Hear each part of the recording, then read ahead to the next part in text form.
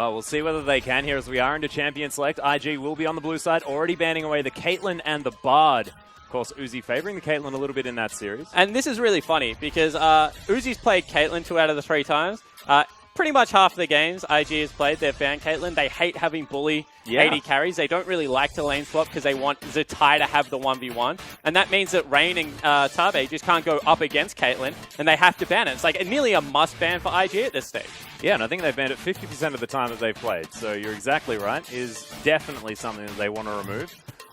It's also going to include a LeBlanc ban there away from Xiaohu.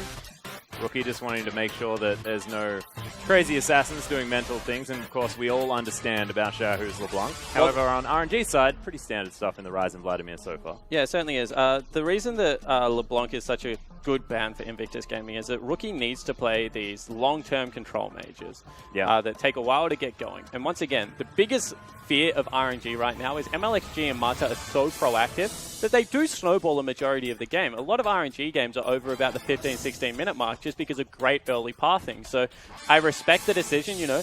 You're going to play scaling against me. I'm always going to play scaling because I have to be the major damage contributor for Invictus Gaming. Yep. That's what Rookie says. So Xiaohu, you're going with me in the long run. Well, it was Gragas actually banned away last, and we've got Karma first picked here for Tabe. Tabe actually showing a lot of preference towards the Karma recently. Has been able to sort of dictate flow. But it does mean that both Kindred and Italy, both available. Of course, we saw in the last series, Italy highly prioritized. Not going to be the case this time as MLXG considering the Rek'Sai. I actually think Italy is like the 3rd or 4th strongest jungler right now. I think Rek'Sai is by far proven to be the most dominant. I think you can play Gragas into Rek'Sai, which kind of helps the teamfight aspect out. I think Kindred's also a really viable option. I'm not a huge fan of Nidalee anymore, just because, don't get me wrong, if you get ahead, if you start snowballing, still clears well, still does the things that Nidalee used to do, but just doesn't have the same presence around the map in teamfights and in the early game. Well, I think what you said about Gragas definitely makes sense, as they are looking at the Rek'Sai, and if that's going to be a problem for them, it's certainly not this game. As Sivir has been locked in, and it's actually Azir that's going to be taken here for Xiaohu. And we're wondering when this was going to happen, because Xiaohu hasn't played it. I think he's got 1 game on it so far in Summer. Yeah. And I think up until last week, he just stayed off it completely, actually prioritized Victor over it a lot of the time.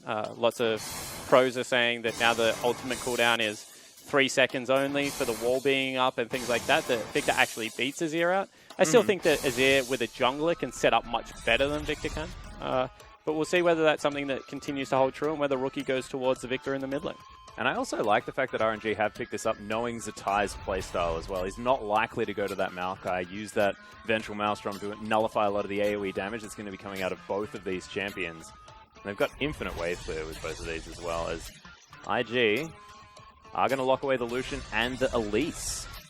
And I think this is a really cool decision. I'm going to actually reference the LGD versus Snake game last night. Yep. Where MLXG and SOFM, you know, they're similar junglers. They want to be in your face. They want to be incredibly proactive. We saw the range form of Elise, especially with red buff, is really potent early game of kicking junglers out of your jungle. Because you sit there and auto-attack them, you can set up your CC very nicely. And SOFM actually struggled against Amy, who was able to pick it up in game number 2. Game number 1, SOFM just camped top. Let's forget about that. It's not a good strategy anymore. But I thought it was really interesting. And I like to see that MLXG is going to kind of try and match fire with fire in something like Elise and like a Graves, that you can go toe-to-toe in that range form. Because things like Rek'Sai really do struggle with counter-jungling Elise if that is going to be your main game plan. Yeah, and right now actually looking to go back to the Graves. Has been hovering a bit. Nami's been locked in already for Mata. The Nami Sivir lane. And I really like Nami at the moment. She has a great spot in the meta because, as lots of people be aware of, I'm a huge fan of Karma. I think Karma support, Karma mid lane are both great. But Nami right now nullifies that lane. So you can take the Sivir for utility. She has a good lane swap on her. And she's also able to top you up after the Karma damage, whereas Karma's a lot of shields. You do max it. By about level 10 on Karma. So I think that Lucian Karma, that's such an aggressive lane. Grab something like a Nami that has CC for late game in the team fights, but also just tops you off during the laning phase and allows you to push that wave out of Sivir. Yeah, sort of like the halfway point between a Soraka and a Karma. Sort of. Yeah, it's like Soraka Janna, but put together. Yeah. It's really, really cool. Well, we'll see whether Mata can land the bubbles necessary. It's now RNG looking to make their final pick. What's been locked in on the other side, though, has been the Varus and the Echo. So wanting to go for that sort of old school counter pick there in the mid lane to Xiaohu's Azir. We'll see where the rookie is going to be able to bring it, but it's looking like a lot of poke so far. Yeah, and this is really interesting because I was about to say, you know, normally IG are one of the teams that will blind pick Trundle. Zatai is showing great favor to it, and Lupa loves a champion, and to all extents and purposes, since the nerfs, Echo is just straight up beaten in lane by Trundle. Yeah. So blind picking that one, it's not all that strong at the moment, is interesting. IG, rookie plays a really nice Varus actually. I think that was their win over OMG, played Varus in it. You don't win the lane until about level 9. People expect you to like, oh, you know, this is a hard counter. You're going to put him in a dumpster. Like, no, until you actually max out your arrow and until you get that tier stacking, he actually doesn't do that great into the lane matchup. But once you do get those things, he really does wreck back, what Azir wants to bring to a table. Yeah, and you can also just clear waves over and over again as well if you do fall behind. So Rookie will be very safe in the mid lane if he can last that few early levels. But what you said about the Trundle and Echo is just really interesting to me because what RNG have now put together looks utterly terrifying. Yeah, and they've both got 4-1 comps, right? So I think that this is IG. They had already picked themselves a 4-1 because they're going Varus. He can never really split. They knew 4-1 was coming out from RNG, and they just opted into the weaker top lane. Well, we'll see what happens, ladies and gentlemen, as the coaches shake hands and we hop onto the Rift.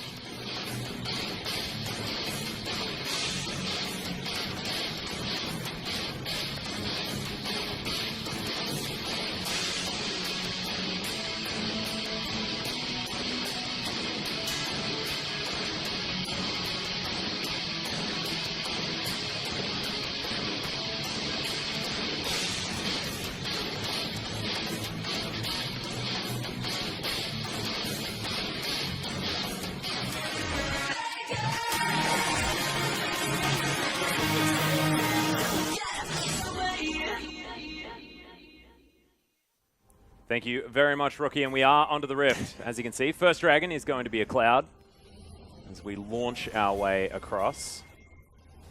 And IG, RNG, are there going to be any lane swaps early on here, Spawn? What's happening? I think that if there is a lane swap, it'll be RNG doing their funky lane swap where they get the early wave onto Uzi and get back. Both these team comps really are set up for 2v2. As I said, you pick the Nami to nullify the Karma lane. You pick Trundle to win out versus Echo. Zatai, I'm not going to say he's arrogant, but he's a confident man, Atlas, when it comes to the 1v1 situation. So I'm sure that he's willing to throw the gauntlet here. And you've already said, you know, Trundle does pretty well into this matchup on 6-11 now. So we'll see whether he can prove that one true. And it's actually a grasp Echo. So, you know, even further behind times right now is Zatai. Very interesting. Of course, 6-12 is when the further nerf comes in. So still able to stack it up incredibly quickly. But we'll see how Zatai is going to be able to navigate this one. As you can see, win rate pretty high for the odd RNG. RNG, Royal as a whole organization, have always been thereabouts. RNG, obviously, now this iteration, are much more dominant than you would expect. But yeah, IG has always been that team that just sat outside of the Worlds grouping when Royal, the first time around, were making their name and getting to those World Finals. Yeah, of course, runners-up. Oh, that's a really cute trick, but they actually lose a little bit of time there. It does mean that IG aren't going to be able to get the big Krug. They get the little one, though, so slight advantage. Cool. So what they did there is they actually stacked the minion wave. They still spread out their auto attacks, though, so that's a little bit strange. So they're not actually going to miss anything, and a slight experience advantage, as you said, over to Rain.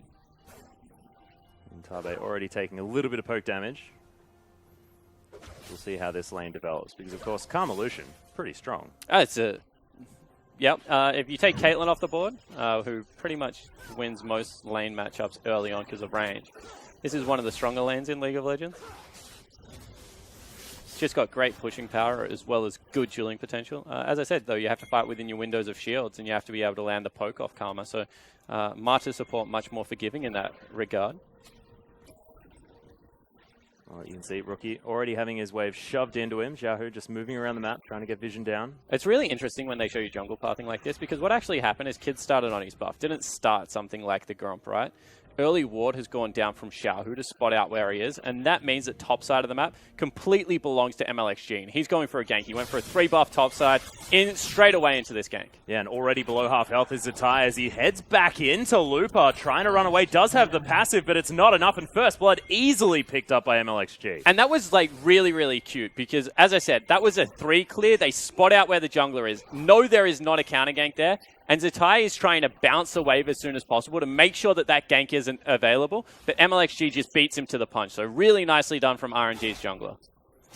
He's going on a bit of a drive-by now, looking to try and save his blue buff. Looks like Kid is actually going to get pressured out here. The whole team team is actually collapsing. You can see that 4 members were ready to come in there. Azir left lane, Nami had left lane, Sivir was cheating across, and that means MLXG not going to lose his buff. Repelling counter jungling has always been a team effort. And it's why I don't think that SOFM style will last for as long as we think, because people aren't used to it, because it is very easily punishable. And you saw that right then, Kid, who should have had a tempo advantage due to a gank going down from MLXG, should have been able to pick up a camp or 2 and get ahead in CS, actually wasn't able to because he walked across the map, had to walk all the way back, and he got nothing for it. Yeah, and already really good reactions here from RNG. So what we were talking about before, the fact that against EDG it didn't look the same way. Definitely have cleaned things up just a little bit here in this series. Nice dash away from the bubble there as Rain gets himself to safety. And let's get realistic. Like, it's a IG different series, aren't the same caliber of a team that EDG are early game. And if RNG has been really good at one thing since this iteration has been put together, it is beating teams that are worse than them. Yeah. And on paper right now, Invictus are worse than them. So Invictus need to be the ones that push the tempo of this matchup. They cannot play RNG's game plan. Yeah, this is actually something that I wanted to talk to you about as well, because a lot of the ways that RNG won games, especially early on in this season, was just by flat-out winning in the laning phase. 100%. From being better. What they do is they push up every single lane. They get them in their advantage. You know, they start chipping away at these CS leads, and then they just use MLXG almost as this backing to be able to come into a lane and just completely turn the tide. So, yeah, they pretty much simultaneously win all 3 lanes. Yeah.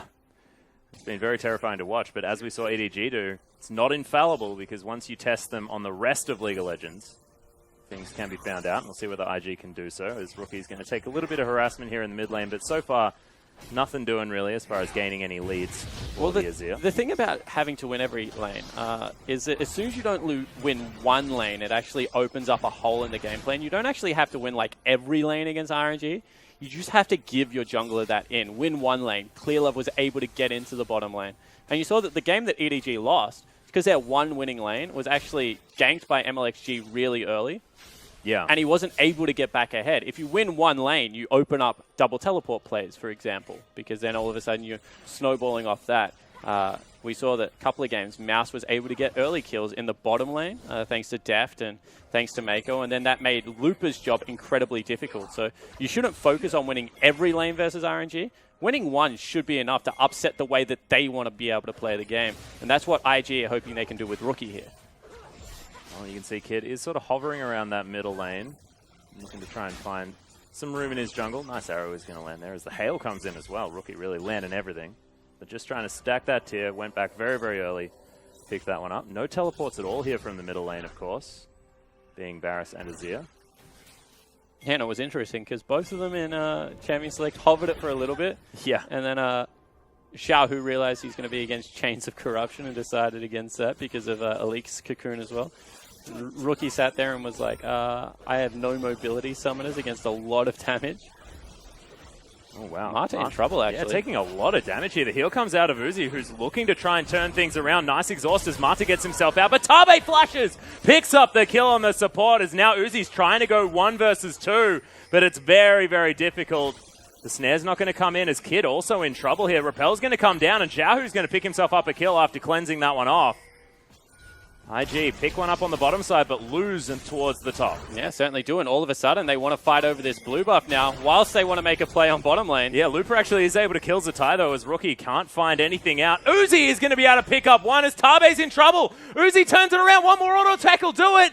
Will he be able to actually get there as Tabe turns the corner? and kills him. And Tabe versus Uzi. Remember that Tabe was Uzi's support at Season 2, and he's able to pick up their kill in the 1v1 situation. Right now, Uzi's hands off keyboard. He wants nothing to do with the rest of the game. Yep, no. The one loss. That's the loss that he could not handle this game. The 1v1 goes to Tabe, who's very strong right now, picking up 2 kills, grabs his Sightstone very early. Frostfang already done. But I like that you pointed that out, because when you actually have a look at it, Uzi picking up that kill is good for the RNG bottom lane. He's going to have to watch out for the poke out of Tabe, as you said, who's already accelerated in his build, but that meant that Uzi can go back, get his BF sword, and was on relatively even footing versus Rain, so that's not all bad for the RNG bottom lane. And Uzi just needs to stretch it out a little bit. He has some tells when he gets a little bit tilted. Yep. Does the next stretch, as does Faker. Mm-hmm. We saw a few of those at MSI. Yeah, he certainly did. And you can see that able to catch this massive wave. So he's still up in CS. It's not very often we get to see Marta and Uzi die in a 2v2 lane, so credit to Tabe and Rain, but they still are up. Most definitely.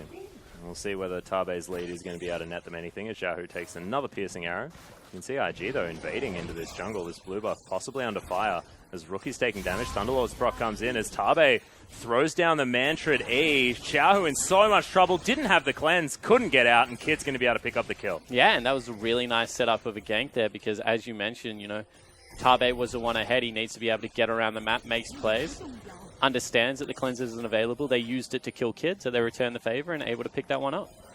Pretty... Oh, Tabe? No, not able to get there. Yeah, was going for it, but the quick draw going to get MLXG out and grab himself a blue buff there as well. But with Xiaohu dead means that he wasn't able to pick that one up. Yeah, that was a little bit of an overstay from Tabe, at least in my opinion, because you can see they are slowly pushing the wave in. But it cost about 17 CS in the bottom lane for Rain. So unless they can make something work here, it's going to be very hard to punish what is now quite a substantial CS lead. Yeah, 82 to 70 now, so looking pretty good on the side of Uzi. Only 3 caster creeps means that the wave's going to push back, so Uzi doesn't even need to approach technically. We'll make them play against the creep wave still, but is one of the benefits. Uzi's wave control, especially with, well, here we go. Well, yeah, there's the Emperor's Divide. Rookie delivered to MLXG and to so much damage. That's why Azir's gank potential is much higher than the Varus, as we have another duel. Yeah, the culling comes out. Uzi actually tanking up most of it there as Mata still on very high health, but not for long. That Q really doing damage out of Tabe. Yeah, it certainly is. So they kind of fight 2 1v1s in the bottom lane. Uzi won the 1v1 versus Rain, and Tabe lost the won the 1 versus Mata. So now they swap opponents, the do-si-do, and they kind of trade back again. Makes a bit of sense. Nice boomerang comes out here, though. But Xiaohu already taking down this turret in the mid lane. That is huge. 10 minutes. Yeah, it certainly is. A couple of ganks, remember, was able to get across into the blue area and pick up some kills. So that's nice out of Xiaohu. They have been picking on Rookie a little bit, however, and the top side of the map in general of IG, because they did pick some losing lanes, and they're going again. Yeah, once more. There's a collateral damage. It's a nice, Chains of Corruption that comes in, but the teleport from Looper, very optimistic, but Rookie's on the wrong side of the map, and Marta's even coming up. Tabe trying to answer here as Kid will find the troll in the jungle. Yeah, they're trying to run a little bit of interference here, and, you know, Rookie has ran away into Fog of War. We'll see whether he's able to get an execute. Meanwhile, 1v1. Oh, Uzi cancels the auto attack. The heal comes out of both of these AD carries as Marta is going to make his way back in. Rookie's still just exploring. Now he's going to gank bottom lane. He's like, don't worry, boys. I lost him. Let's go. Well, he's going to walk over a pink ward. It's a really nice bubble, but Marta still gets hit by the piercing arrow. Is going to get snared up as well. It's a decent tidal wave, but it's not enough as Rookie, runs around the map and then picks up a kill in the bottom lane. Exactly right. Never count Rookie out, and he's able to get down into the bottom lane, have a positive impact. Zatai had moved down also. So really nicely played by the bottom lane one more time of Invictus. And last season, we were saying that, you know, Invictus, they used to sack their bottom lane. Yeah, they were on the island. They weren't even Beachy's bottom lane, where Dandy would throw them a bone every now and again. Like, they were just absolutely left to their own devices. Now Tabe, their shot caller, obviously down in that bottom lane, he's like, I need to be able to shot call from a position of power. You need to give Rain and myself something. And this time around, against another great bottom lane, in Uzi and Marta, they're still finding advantages. Yeah, doing fantastically well. Unfortunately for Rain, unable to pick up any of those kills, but is very close to his Ghostblade nonetheless. Uzi's just continuing to kill creep wave after creep wave. 115 CS, 12.5 minutes is pretty damn good. And remember, even though Uzi's up in CS, Rain has an earlier spiking build. Yeah. He still has absolute raw power at those 2 items, especially if he goes into the Black Cleaver and Youmu's, which it looks like he's going. So Uzi can be up, but it's about when you reach critical mass. And you have to say that the Lucian will do that a little bit earlier than Sivir. Well, Cocoon is going to snag MLXG, who has been the main benefactor, really, of all of this action around the map. 2-0-2, has his Warrior Enchant, also a Hex Drinker and a Longsword built up as well, as Kid only has his Runic Echoes. His Graves is really big. And we've seen time and time again, I mean, MLXG, he'll buy Phantom Dancer Infinity as his next 2 items if he stays ahead and be a team-fighting monster. Really doesn't have any qualms about being a legitimate damage threat from the jungle, so... Kid trying to kick people out of his jungle one more time.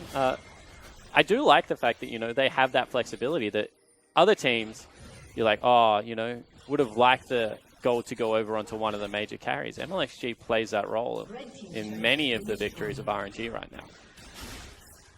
Joe now starting to take a bit of poke here from Rookie. Kill definitely doing some work. He's got 20% CDR already built up from those items, looking for his Ghost Blade by the looks of things. I do think this is a little scary for IG. I've already said this a lot. You mentioned it as well. RNG do want a laning phase. They want extended 25-minute laning phases where they come out with 2 items, and then they use that as their win condition to, you know, be able to out-team fight you. Right now, IG actually have a relatively good siege comp, but they're just sticking to their lanes time and time again. They haven't really grouped over any objectives at 15 minutes in the game. And, you know, maybe it's a little bit early. They haven't even got major items. But if this goes for another 6 minutes, you would say it's heavily in favor of RNG because they're already opening up that gold lead.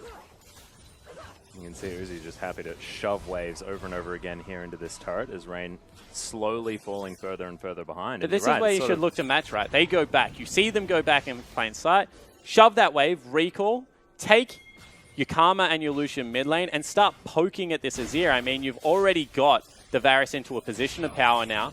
You're going to have the Lucian there with a Ghost Blade. His ultimate is available. You're going to have Tabe there, who's been rapidly accelerated. Oh, there's a Chains of Corruption. Rookie just goes for a 1v1. Yeah. So it's even more valid now. Like, send them back, get into the mid lane. He doesn't even have Cleanse. If you shove him out one more time, that's a free mid lane turret. You start taking the map back over for yourself.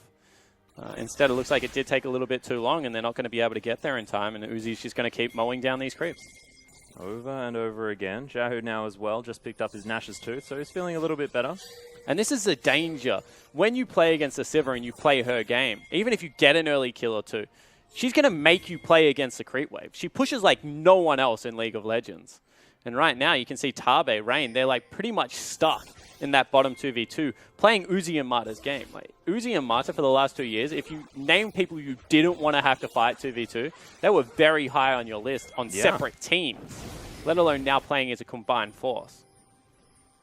You see Dragon was attacked there by Uzi and Marta, as they're now going to head back into this lane.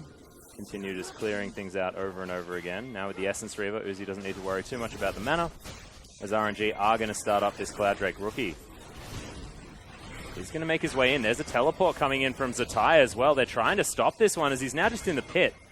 Phase dive possibly going to be used in order to get him back. But look at this. They've already shoved bottom wave into the turret. Rain's like, do I go get that? Do I go back to Dragon? That's just a wasted teleport now. Looper didn't even have to join. It was technically a 5v4. RNG still walk away with a benefit unless they can pick Xiaohu off here. This is a nice move. Yeah, Kid and Zatai now looking for it. The Cocoon is going to land as the Chains of Corruption even flew in from the side. IG will be able to transition into an outer turret as well. So that's really nice. Finally, they group up in the mid lane. They start using their CC and raw damage to be able to push through the turret. See what they lose on the other side of the map. It's 1-for-1 in objectives right now, but it looks like IG still want to go down mid lane. Yeah, the inner turret now under fire, already down to half health here as Lupa has answered, does have teleport available as well. He used it, in fact, to get back to lane, and this inner turret is going to die for it. So Lupa used teleport to try and get into mid lane, but Xiaohu just died too quickly. So he cancelled, did the right thing. He's committed to the split push now, but that's still 2 turrets traded for 1 in IG's favor. So really nice proactive play. You know, group up. Now you've got this big long lane, and when you shove that wave, Kid, Rookie, they can disappear into Fog of War together, and it's much more threatening. So I think that was the right move for IG. They've clawed their way back into this game. Yeah, and item spikes now coming in here as well for IG as double Ghostblade has been picked up. Rain already going aggressive as the bubble's going to go wide. Not going to find the piercing light there as Mata taking a lot of damage from this Lucian. They have to be careful. Yeah, they certainly do. That was a cull potential as well for Rain nearly. Bubble had already gone out. Uzi with a very nice spell shield. Allows him to win that trade. You can see now Rookie with a lead there in the mid lane, and this is dangerous. This is exactly where you want to be as this Varus. Yeah, it certainly is. And as we said, you don't win the 1v1 straight away as Varus. You want to be able to scale up. You want to be able to get some max items on that piercing arrow. You want to be able to stack some of your tier. Well, Culling is going to come straight into Mata. Holds onto the tidal wave for now, actually, as Uzi takes so much burst. There's the tidal wave. Double bubble comes in as well. Yeah, maximum CC, but just to save Uzi's life, and all of a sudden this Lucian is shoving him out of the wave. And that's because finally they're playing up, they're playing aggressive, fighting the champions and not the creep wave. And IG going to look to push in, see if they can grab themselves another objective, but MLXG on his way down wants to make sure that can't happen. Probably just wants to pick up the farm. No, Uzi's still there. Ah, okay. So, Rain and Tabe waiting in the brush. I saw Uzi at no health and was like, nah, he'll go back. Didn't look back in there as MLXG. Protecting his pink ward for now. Uzi's going to head back home, as is Mata. This is dangerous. They know that their bottom lane is low, and MLXG is still going for the invade. Burns the ultimate, doesn't get it. Yeah, now Looper fighting Zatai and Rookie here under the inner turret. And you see that Looper, even though he's quite strong, he will get his health back quite quickly. Doesn't really have the armor to go up against Rookie's piercing arrow for this stage of the game. Yeah, that one little cloth shirt probably not going to quite be enough. The Sun Turret's going to help clear out these waves for Xiaohu. And Kid goes Moby Boots. So Boots of Speed were nerfed by 5 flat movement speed on this patch. We're wondering if that meant that Mobies would come back in. Of course, not as effective because in combat it's like having brown bags, but you do get around the map much quicker than the Boots of Speed at the moment, Swiftness at the moment. So that's an interesting call. I actually quite like it when it's on Elise. Just because, you know, you got ways to get in there, ways to get amongst it. Yeah, but that kind of makes it worse, doesn't it? If you've already got ways to get amongst it. Yeah, if you're in a team fight, you don't need to have the in-combat movement speed as much. Definitely, but you kind of need the, I don't know, I think you need the CC reduction, or against this team comp, I would argue that 3 auto attackers with Looper included, Ninja Tabby would probably give you a lot of bang for your buck if you're in Elise.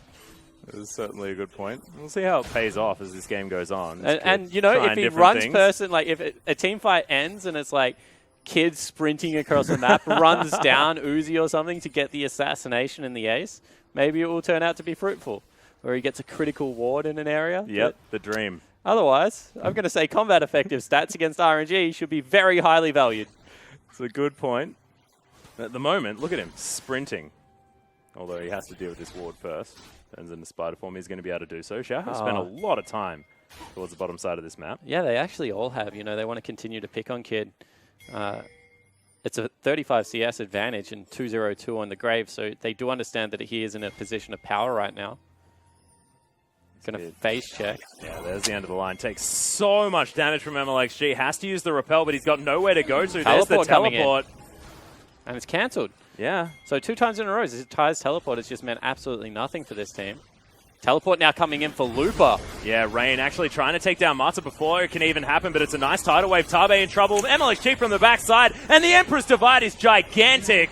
Xiaohu, this is why he's been down this side of the rift. And this is what I'm talking about. That was not a pre-planned play. That was a 3-second reaction. They just used their teleport. They've already lost their jungler. They cannot respond. So let's get the teleport in there as soon as possible and pick up 2 free kills in a turret, maybe even a second. RNG, when you give them an obvious play, they will make it as a 5-man unit and smash you with it.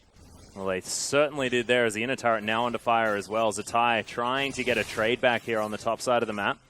Outer turret taking damage from the Echo, but I have a feeling the Trundle will make it there in time. Actually decides to take some Krugs beforehand. And you know, it was something that the North American team, CLG, pointed out. Playing against RNG, really hard. They're just a decisive team. When they commit to a call, they just go all in on it. And it has burnt them in the past. Don't get me wrong. I've seen them do Barons and die all around it and give a Baron over. However, that time, when it does come up trumps and they grab the 3 easy kills and they're able to pick up the objective, push a tier 2, certainly looks like a beautiful way to play League of Legends. Well, there's the flash forward from Mata, actually looking for the bubble. Xiaohu from the backside does have to use the cleanse one more time as Kid still taking damage. Tabe now in here as Xiaohu has to flash. Will possibly be able to make his way out as the flash comes in, but the Q Not quite wide enough. Rookie taking so much damage from MLXG as he's just hurting them. Flanked 4 people as a Graves and pretty much to force them out of the jungle. Oh, he's going to kill Kid. Yeah, there's end of the line. Rain now has to take the long way, and they've just opened up the shortest part of the map. And all right, you do you, MLXG. I'm not going to justify why you walked that way. He's 5-0-3. He's between 2 turrets again. This is ridiculous. Just fighting Zatai as the inner turret is going to fall down on the top side of the map. RNG able to find the objectives. And Tabe as well may have once again bitten off more than he can chew. Tidal Wave comes in, but it is going to be the shutdown onto MLXG. Nice play from Rain now with his 2 items. Very strong. Lupin might have to burn Ultimate here as well. They are going to continue to chase. Yeah, blue buff taking some fire as Rookie able to pick it up with a piercing arrow. Now going to get shielded up and sped towards the mid lane. Xiaohu, oh god, able to pick this one up. Emperor's Divide comes in. Rookie's just going to get annihilated as Rain looking to try and get some damage down, but you can see Xiaohu just not scared. And Lupa wishing he had a dash to get over that wall, but doesn't. And Xiaohu and MLXG are going, wow. This is chaos. On the weirdest solo missions, Atlas. Yeah. Like, they are bizarre. They're just walking in between turrets, you know, cutting people off that are cheating through Fog of War. Zatai still wants Xiaohu. I don't think you're going to catch him, Zatai. You don't have the Moby boots. Well, Xiaohu now is going to make it to safety. Actually going to walk all the way back to base. As you can see, Lupa already with his Iceborne Gauntlet built up. And you can see IG are kind of playing within the chaos. And we always say this about RNG. Don't play their style of League of Legends. I'm going to, like, SKT are the best team in the world. Yep. RNG, chaotic style, like scrappy League of Legends, have proven on in the international stage that they can make it work at MSI. You're supposed to beat them methodically, as SKT did, you know, set up around objectives, force them off farm. Instead, you can see that this game, 24 minutes in, they see you take a dragon, they're just going to take a Baron. Yep, and they certainly are, as it's already down to below half health, and RNG don't look like they're stopping. IG are trying to make it into this bit in time, but it's not going to happen. It's going to be MLXG picking that one up and now turning it into a team fight. It's Mata off to the side. Kid going to get exhausted, has to repel. Able to get onto a ward as Rookie takes down Uzi. That is a big deal in this fight. But the damage has been done. Yeah, exactly right. Baron's already been opened up. All of a sudden, MLXG wants to fight Zatai again.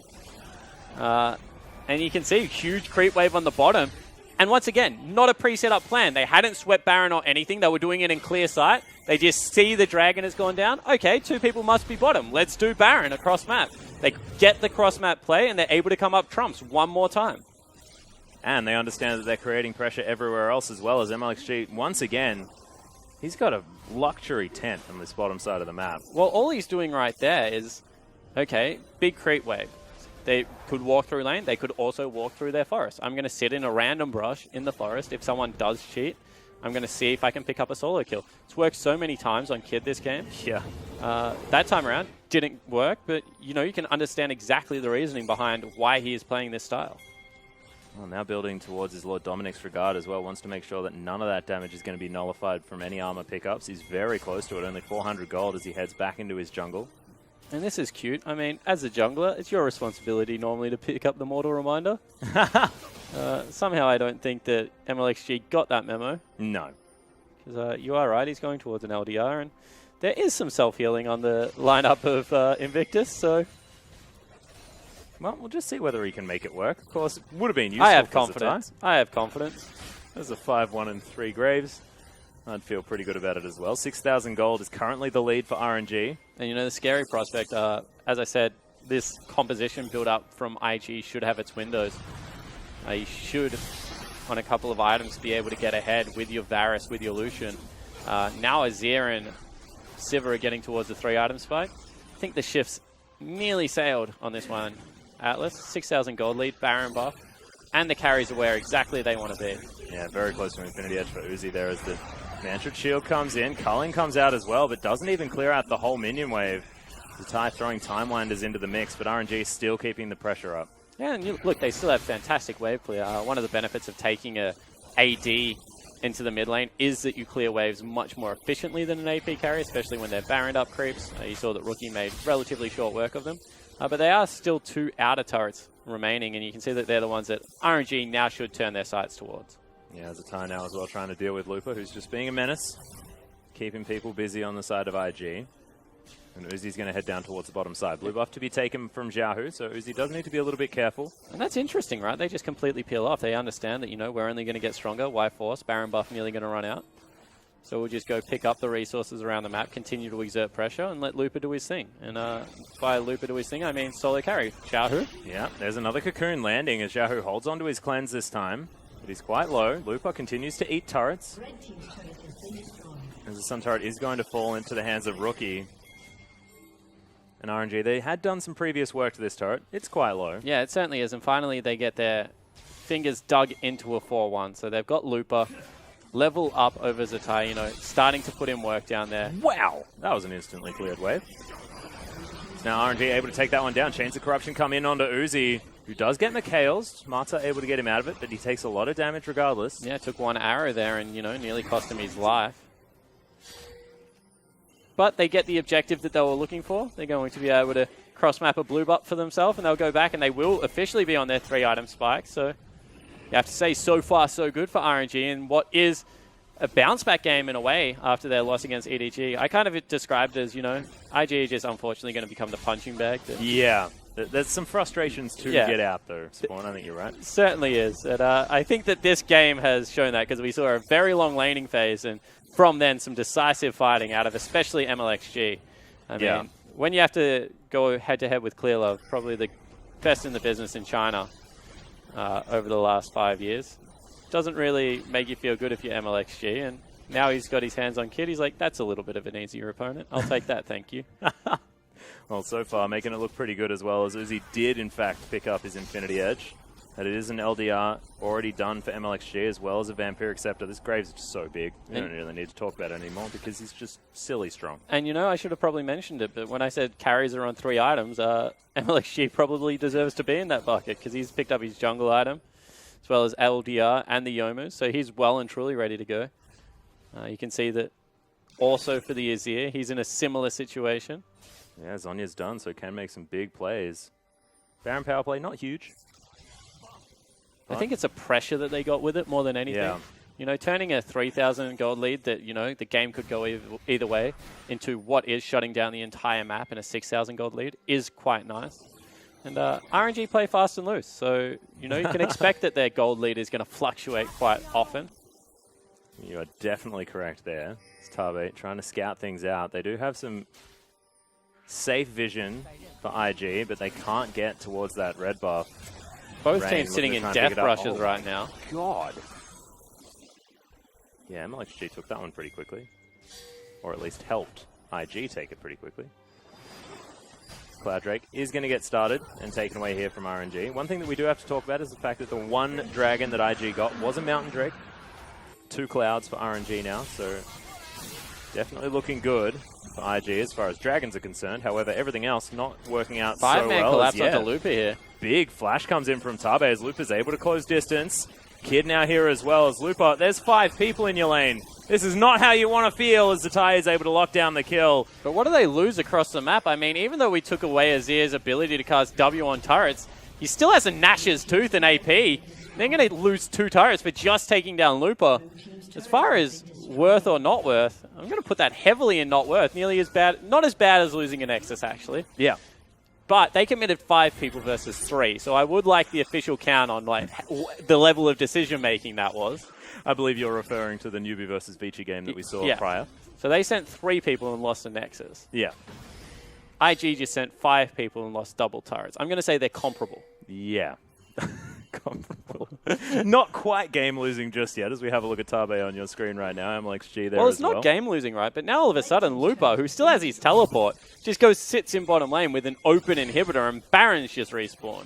So right now, in the next 5 seconds, sure, maybe not losable. In the long run, might be a win condition that RNG can now play towards. It's definitely true. And Loopy, you can see heading down there right away, as if on cue. There's now wards and everything getting cleared out by MLXG around this river area. RNG setting up to try and take down this Baron one more time.